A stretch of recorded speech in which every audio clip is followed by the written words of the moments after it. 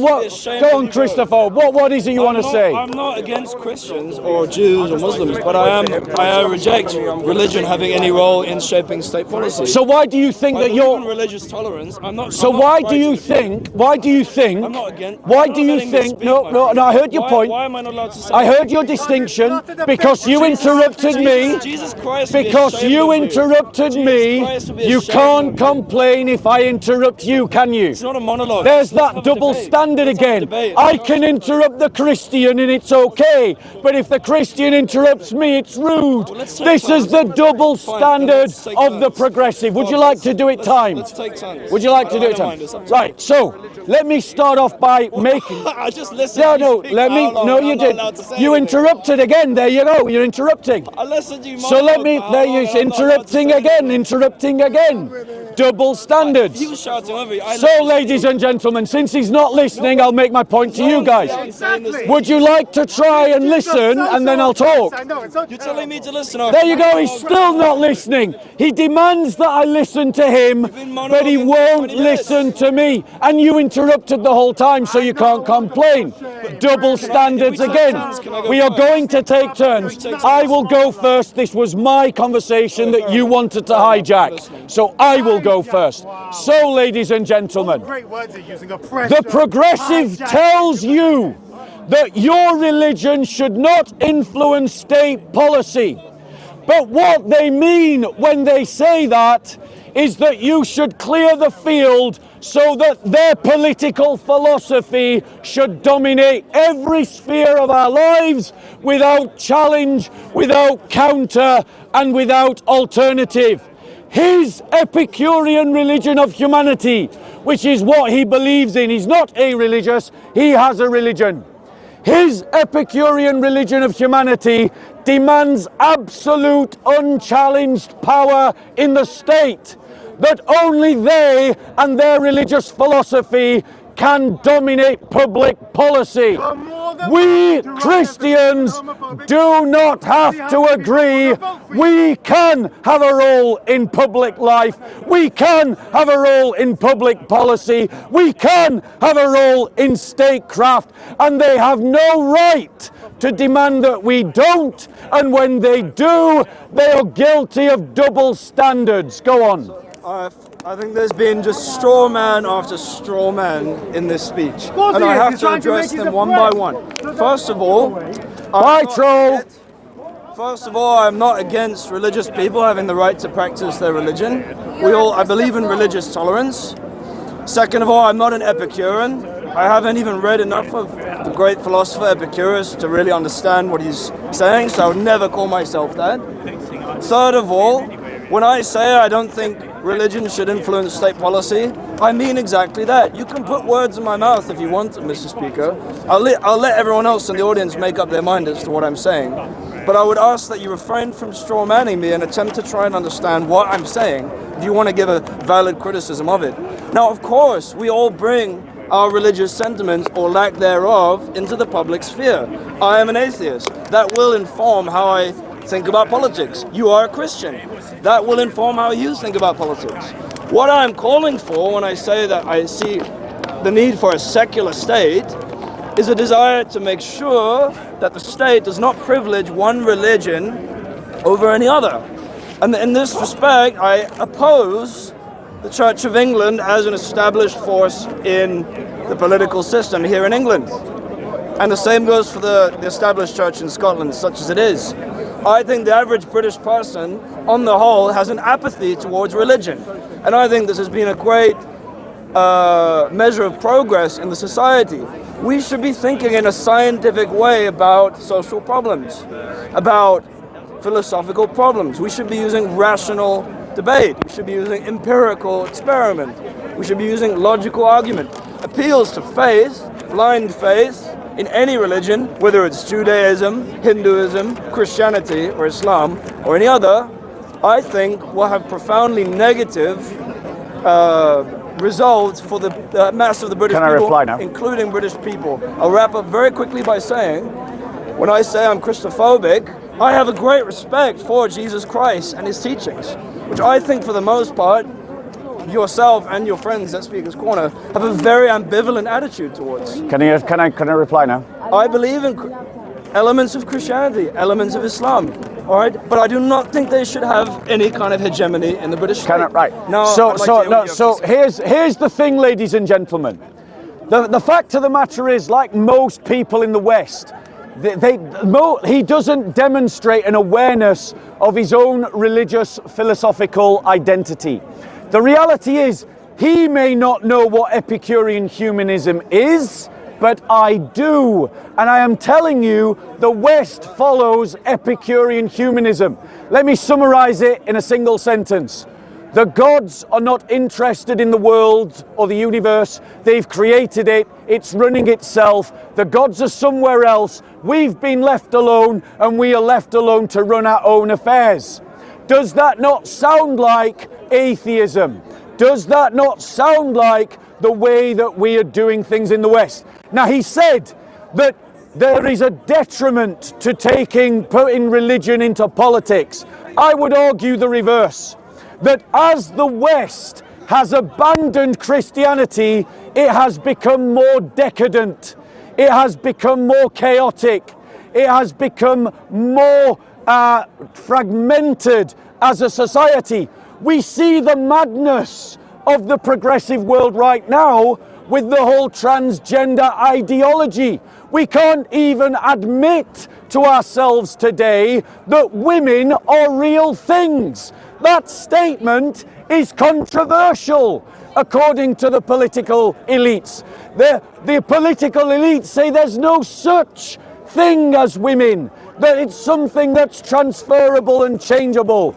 This is what happens when you take Christian truth out of politics. We have killed more people in our abortion mills than the Nazis ever killed in a concentration camp. We are close to 80 or 90 million people that have died because of abortion.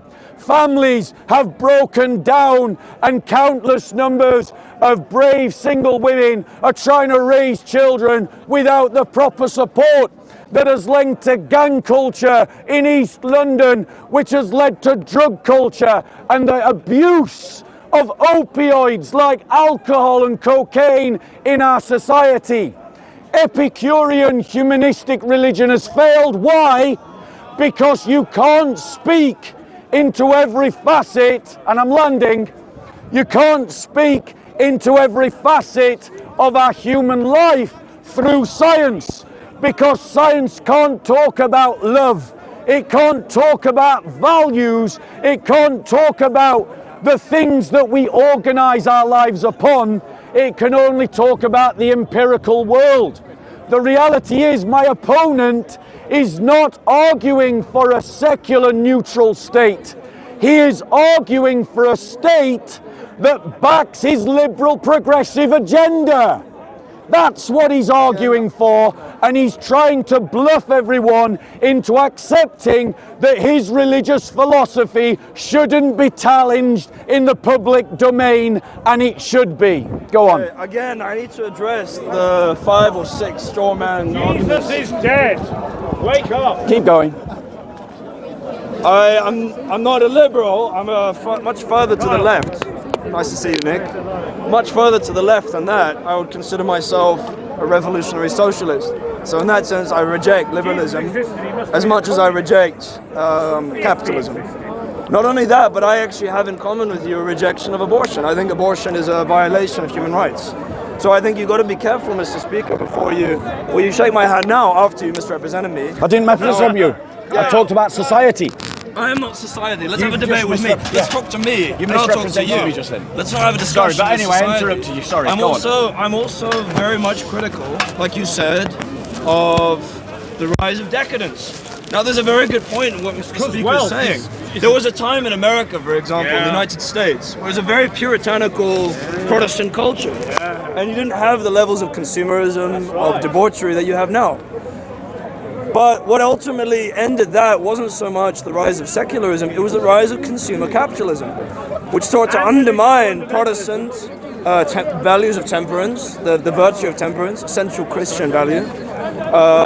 It's sought to undermine that to make way for a market economy based on consumption. I don't think capitalism particularly cares whether you're religious or not. It'll undermine your beliefs if they stand in the way of generating profit. So in that sense, I have something in common with you. Having said that, I think your argument, I'd like to see what you say to this. I think your argument falls apart just a little bit. You say that the West as a whole has declined as we moved away from religion. Well, I'll give you, let's not talk about the West in monolithic terms. We have Europe, and then we have the United States. The United States is a far more Christian country than Western Europe is. Western Europe has record low levels of church attendance compared to the US, where just over half of the American public attend regular service, say they believe in angels. Exactly. And yet in the United States, they have far higher levels on the whole of crime, murder, homicide. They have lower life expectancies, higher teenage birth rates. They have a higher level of financial inequality, which is a lack of compassion for the poor, which is, I think, central to what Jesus taught, which is compassion for the poor. The United States has a kind of deeply mean-spirited attitude towards welfare and protecting. I'd let you speak for much longer than I'm speaking now, so I'd appreciate some reciprocity there, Mr. Speaker. The United States has far more of a capitalist mindset, which has no regard for true Christian values. I think if you look at it, the West, Western Europe, far more socialist, where we have a more socialist attitude to wealth, especially in Scandinavia, we've had more uplifting of the human spirit as we moved away from religion. Now, I'd like to hear your responses to this, and I'll say one final last thing very quickly. I'm not an Epicurean. I'm a socialist. I believe in a philosophy called communalism, which is a secular philosophy. It's not a religion because it rejects the existence of deities. That's right. And I'd really like to ask you to refrain from lumping me in with what your view of Western civilization is. Okay, are you done? To take me as an individual. Okay, so what I would suggest is we do 3 minutes going By all forward. means. Are you ready to time for 3 minutes? Yeah. So whenever either of us need to know, just show us or tell us. Yeah, by all means. Okay, go. Right, so ladies and gentlemen, let's be clear. The West does follow Epicurean humanism. What is Epicurean humanism?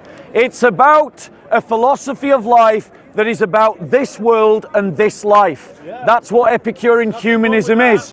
And what is socialism, ladies and gentlemen? Except as a philosophy of this world and this life, where salvation is promised in the here and the now. And everywhere that socialism has dominated, societies have been held back. Go to Cuba, go to Eastern Europe, go to Russia, go to Poland. Wherever communism or socialism has dominated, the country that it has been dominated in has been held back and destroyed. Let me be clear, ladies and gentlemen. Let me be clear, ladies and gentlemen. I am not in favor of any one political or economic policy.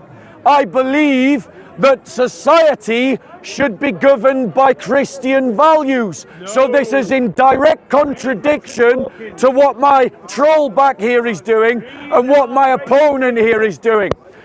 Because I believe that economic, social, cultural and political policies should be built on values such as these. Truth. So that means that we don't create silly policies saying that women don't exist. It should be built on the idea of the family, because the family is the basic unit of society, and if you have strong families, you have strong societies. It should be built on the concept of charity, which incidentally was the very thing that inspired William Temple and was it Ben Neville or Ben Nevis or Naive Bevan to found the welfare state and the NHS. They were Christians that influenced that society. He knocks America, but let's be clear what America is. America, there you go. America is exactly the society that he is calling for. He is calling for a liberal secular society, and that is what America is. A secular society, ladies and gentlemen. So he condemned America, and therefore he condemned the very thing that he called for. I argue for, ladies and gentlemen, a new Christendom. I call for a new Christendom. We should envision a new Christendom and strive for a new Christendom where Christianity influences politics. 3 minutes. You're a cannibal. for doing this, man. Your religion is based on blood drinking. No, carry on. I have to put up with it. Carry on. So, I think there are many good Christian values you talk about, which are very, Shut up now. Says that. very compatible with socialism. I'll give an example. There was a famous. Why aren't you shouting now? Why aren't you shouting now? Where's Jesus? Why aren't you shouting Where's your now? Jesus? Carry on. There's a, Savior, you're going to Carry on. there's a, your religion 3 days. I put up with it. I know I'm trying to, but I'm really. It's your time. They talk. It's called Christianity. I'm gonna wait for just a little bit. It's your time. Just 1 second. No. Nick, why are you Catholic, shutting aren't now? What's your? I told you. Well, Did what's you your find out? Christophobia? Did you find the Not Hebrew? interested in No, your you're an Christophobia. Go on, Nick. fascist Catholic arsehole. So What there's is a. the origin? You know what? I appreciate. I really enjoyed the debate. Thank you. There you go. I would want to continue. I would want to continue, but when he was talking, you never once asked him to be I quiet. actually enjoyed it. I disagree with a lot of what you're saying, but thanks for the discussion. Okay, bro, I want to give you a gift because I do agree. I do love talking to you. You We've know? had debate before, haven't we? Yeah, we have, Everyone and for listening. it's a shame. It's a shame that our Christophobic bigot ruined the debate because he couldn't control his tongue. Would you like to carry on if he could chirp? Would you like to carry on if he could Why don't you chirp? guys debate? No, there's no point debating this guy. Their minds are closed. He's- Their to you hath no Right, would you like to press on with the debate? You've just got to press past I'm okay. voice. Thanks for All right, let me give me your gift. let me give you a gift then. Let me give you a gift, bro. Shit gifts. Yeah. There you go, bro. You should take anyone who has any questions. You should ask Bob, very knowledgeable Christian speaker here. There you go, bro. Thank you very much. There you go. Guys, thank you so much. So, ladies and gentlemen, are there any questions about Christianity and politics that people want to ask? Do you pray to the imaginary God Jesus? To answer his question directly, I pray every day to the God, Jesus Christ. Any other Go questions? to hell with Jesus for 3 days. Ladies and gentlemen, this is not his show. I'm not going to be answering all of his questions. So if you want to ask a question, now's your chance. Don't wait for him. He won't wait. Can I ask you? Yeah. Jesus created the world. That's a load of nonsense. The world was created through Jesus, yes. Rubbish. Up to trash. Keep going. What's the role of the flag? So, ladies and gentlemen, the question was, if the world was created through Jesus, what was the role of the Father? The answer to this question is that the Father commands and the Son performs. The Father commanded that the world be created, and Jesus created the world. The Father commanded that human beings should be redeemed, and Jesus acted to redeem humanity. And that is the relationship between the Father and the Son. The Son always wills to do the will of the Father and to accomplish the work of the Father. Any other questions? Any other questions, ladies and gentlemen? He's not asking a question, he's just trolling. So if you've got a question, ask a question. So I want to go back then, if there are no more questions, if no one's got any more questions, I want to finish what I was saying about Katie Forbes. We have an example, one of many, of the double standards of the liberal progressives in their Christophobic bigotry. When you say that you're against gay marriage, they call you a homophobe. But when they are against you for your religious beliefs, they will not accept that they are Christophobes. The Scottish National Party has anti-Christian bigots in it, and those anti-Christian bigots should be removed from the Scottish National Party. And if you're a Christian who has the right to vote for the First Minister of Scotland, you should be voting for Katie Forbes.